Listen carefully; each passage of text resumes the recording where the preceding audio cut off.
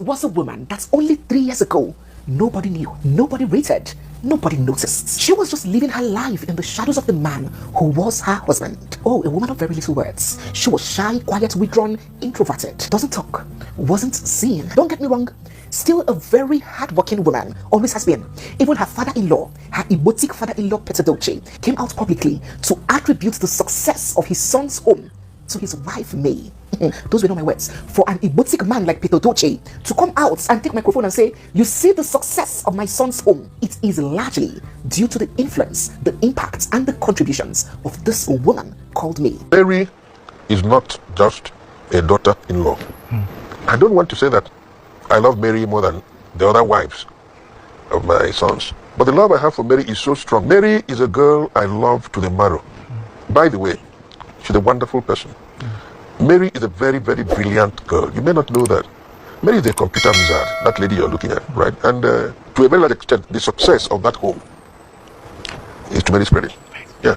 So she has always been that industrious pillar in the home, but she didn't care much for the spotlight. She almost abhorred it. She almost detested it. She didn't want the accolades. She wanted her husband to take the limelight, to shine, to be seen, to be known, to be famous, while she in turn dims her own lights. And when they go on functions, well, she hardly ever attends, but whenever she goes, you see her step to the corner, stay quiet and stand back while her Odogu takes the lead and champions the cause. That was the woman that this person was, May Edochie. She has always had so much potential, but she would rather cover it. She would rather bury it. She would rather conceal it for her man to shine. But the question that is on the table right now is, how did this woman who couldn't talk, or rather who wouldn't talk, turn out to be this person? When what happened, and you guys know what happened.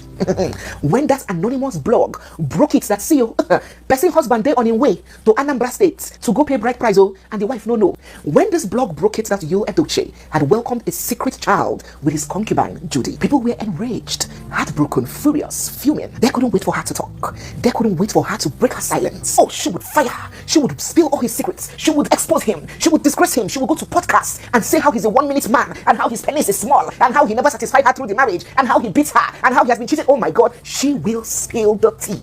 But you see, this woman called May Edochie, she is an intelligent, calculated, unimpulsive person with the wisdom that only the Holy Spirit can give. She said nothing. She took her time and she appraised the situation. She said no words to the media, not the news, not magazines, not podcasts. She uttered not a single word to the media. She didn't bash her husband online. She didn't join issues with the other woman. She didn't act off her impulse and emotions like many women will. She utilized one of the biggest weapons in battles: silence. And after she assessed, she made a decision, but that decision was not one that many people were expecting her to make.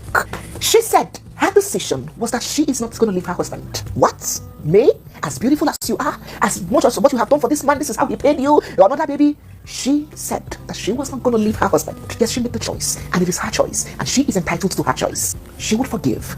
She would stay. Look at these words that she posted. These are the only words that she has ever posted on social media since this saga began. These are the words she said, and she hasn't said anymore. She said, I strongly believe that mistakes are a major part of human existence. It is our response to these errors that counts. In other words, forgiveness is one thing, and righting a wrong is another. Forgiveness is the highest and the most beautiful form of love for me. There is no love without forgiveness, and there is no forgiveness without love. Hence, my ability to forgive the mistakes of the past, present, and future with respect to the issue on ground is in the interest of my mental health and my inner peace. I decided to stick to love. Hate is too great a burden to bear. I am still very much incapable of hating anyone, let alone the father of my children. The fact remains that anyone can choose to practice polygamy. I always tell you guys this part, but can't be impelled to accept what was never bargained for. To reaffirm my stance, I will not be cajoled into accepting polygamy, which goes against my beliefs, my faith, and values. I will not be numbered in a home that we started building with love, faith, tears, hopes, and prayers in a Catholic marriage of 18 years following a long-term premarital relationship. She concluded in the other post when she said, we should understand that taking life-changing decisions hastily is not the best. God in his infinite mercy fixes things in his own time. He will definitely answer our prayers. Go and read that post. They are pinned on her channel up till date. And if you have eyes and if you have ears, you would see that all of her talks and her preaching and her stands were geared and geared towards forgiveness, bearing the past, moving on, accepting mistakes. She was willing to accept this mistake. She was willing to live with the fact that her trusted husband had welcomed another child with another man's wife, with the side chick that had played her marriage for years on end. She was willing to continue with the man that betrayed her and broke her heart. She was willing, just like our mothers and grandmothers and dears before them, she was willing to forgive. And she stretched forth her hands to her husband and she said, "Ma, come back home. You have erred, you have hurt me, you have betrayed me, but come back home. I accept. It's okay. Let us walk through this. Let us fix this." But the man said, "No. No. I am not coming back home to you. You must accept the other woman. I want you. I want her. You didn't do anything to me. You are the best woman. You are my life. But I want the other woman. Why? Because I am an African man." And the woman, me, is like, "Hold up, my darling. We are wedded in court and we are wedded in church. We have a statutory marriage. We practice Catholicism, and there is nowhere in statutory marriage or Catholicism where polygamy is a norm. And this marriage that we started building for almost 20 years with hopes and pain and love, it wasn't in the plan when we were doing all these things that you can bring in another woman and make it a triangle." But the man insisted that he must be married to the both of them at the same time. But you know what? This woman said nothing. She didn't file for a divorce. Listen real good. Do not mix the facts of this case up, because we know everything that happened like the back of our palms. She stayed mute and she kept watching. She didn't initiate any divorce. And then in the heat of this whole problem, the unthinkable happened. Her first son died.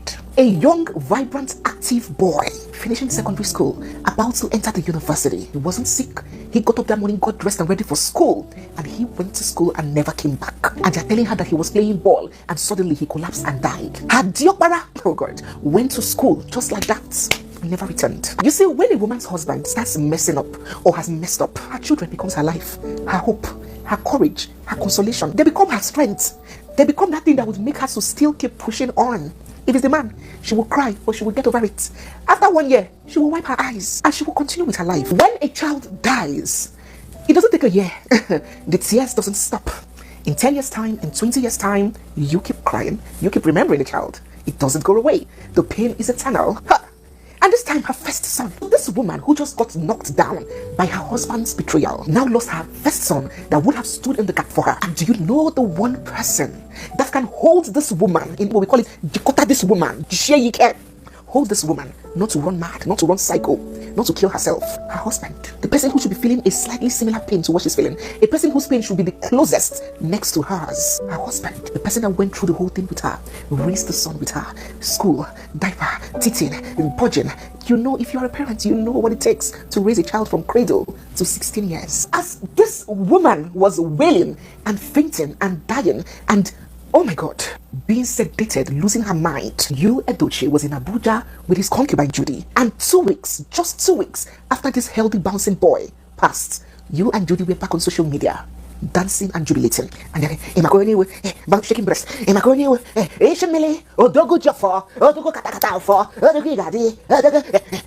said, Mugbe. You see, it's not just about polygamy.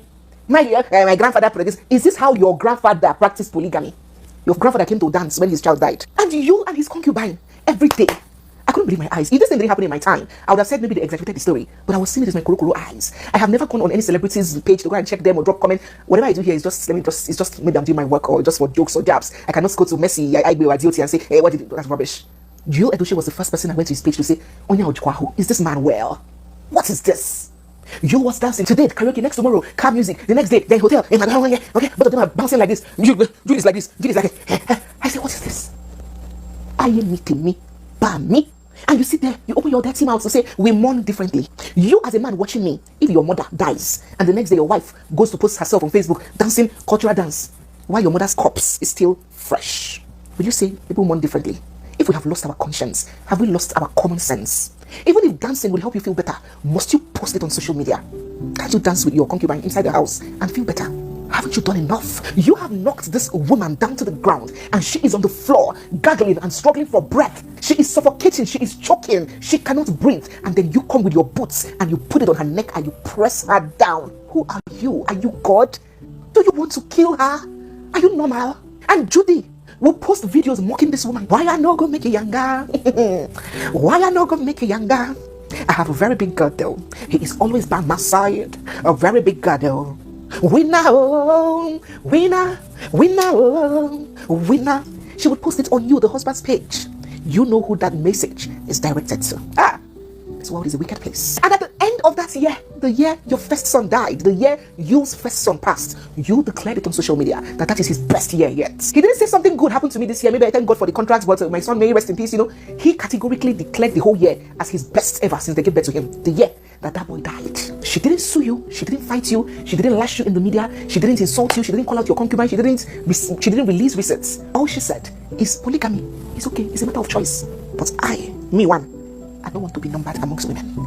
Is it by force? And the worst thing is that something terrible happened that is enough to shock anybody out of their bone marrows. Imagine being together with your husband for 18 years. Nothing strange has happened. All your children stand giribam. And immediately this man brought in a strange woman into your life, into your home. And the same month, or very shortly after May's first son died, do they welcome the first son for her husband? It's pretty strange. Yes, it might be nothing. It might be a coincidence. It might just be superstition, but it might not. And don't blame her for not sitting around to find out. She would not gamble the lives of her other children. For those lunatics telling her she would have remained in the marriage, you should have prayed for the man, her husband, and remain. When it gets to your children, when it gets to your turn, you can remain there while all your children drop dead like flies. Or if you're a man, if your wife commits adultery with another man and you're seeing strange things happening in your life and your child dies, stay there and pray for her while the rest follow suit. How dare you sit in your homes and tell a human being to see fire and enter inside, and tell her to remain in a situation that is capable of exterminating her because she's a woman? Are you lucid? It was at this point when her son passed and her husband treated her son's demise, their son's demise, with that laxity. Only then, after she had mourned, left social media for months, gone through it, and came back, only then did she file for a divorce. Because a man who the death of his son could not bring back to his senses, then nothing else can. And so she filed.